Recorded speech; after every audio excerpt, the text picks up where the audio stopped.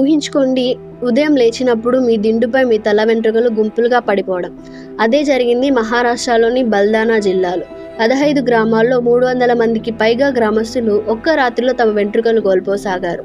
తాగునీటిని పరీక్షించగా నీటిలో ఎలాంటి సమస్య లేదని తెలిసింది.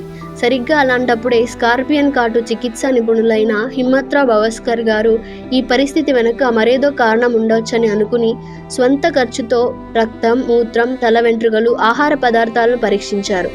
పంజాబ్ నుంచి పబ్లిక్ డిస్ట్రిబ్యూషన్ సిస్టమ్ ద్వారా సరఫరా అయిన గోధుమ పిండిలో సెలీనియం స్థాయి సాధారణ స్థాయికి 600 రెట్లు ఎక్కువగా ఉండడం వల్ల ఈ సమస్య మొదలైందని తెలిసింది.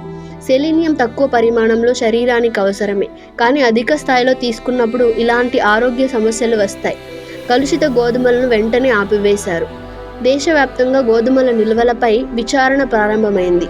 ప్రభావిత కుటుంబాలు కలుషిత గోధుమలను తినడం ఆపిన వెంటనే వెంట్రుకలు తిరిగి రావడం ప్రారంభమైంది. ఈ ఘటన ఆహార భద్రతలో పెను లోపాలని బయటపెట్టింది.